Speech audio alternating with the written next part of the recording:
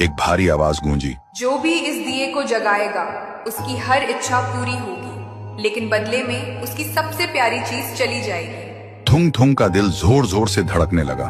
वह मन ही मन सोचने लगा, सबसे प्यारी चीज मतलब क्या? वह घर लौटा और बीवी को सब बताया। बीवी ने ध्यान से सुना। उसकी आंखों में डर भी था और थोड़ी सी उम्मीद भी। फिर बोली, 3 दिन से बच्चा भूखा है, क्यों ना पहले खाना मांग ले।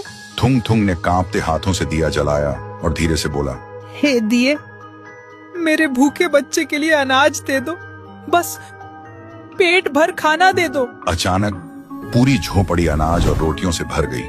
बीवी खुशी से रो पड़ी। लेकिन उसी रात थुंग थुंग ने देखा उसका बच्चा चुपचाप कोने में बैठा है और उसे पहचान नहीं रहा। सुबह तक बेटा उसका नाम भूल चुका था। थुंग थुंग टूट गया, लेकिन घर में अनाज था और भूख खत्म हो चुकी थी। उसने खुद को समझाया, बाद में बच्चे का इलाज करवा लूंगा। फिर उसने सोचा, एक और बार इस्तेमाल कर लेता हूँ। इस बार उसने मांगा, हे दिए, पक्का मकान और दुकान दे दो। पलक झपकते ही टूटी झोपड़ी की जगह एक सुंदर पक्का घर बन गया और बगल में भरी हुई दुकान खड़ी थी। थुंग थुंग खुशी से बीवी के पास दौड़ा, लेकिन उसने देखा उसकी बीवी पत्थर की मूर्ति बन चुकी थी।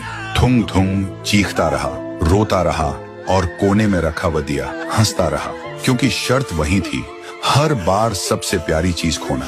अब थुंग थुंग के पास बड़ा घर था, पर वह पूरी तरह अकेला पड़ गया था। वह रोते हुए पत्थर बनी बीवी को गले लगाकर बोला, मुझे ये अमीरी जिंदगी नहीं चाहिए। मेरी बीवी और बच्चे को पहले जैसा कर दे, भले ही हम भूखे रहे। दिए की हंसी अचानक रुक गई। एक तेज रोशनी हुई।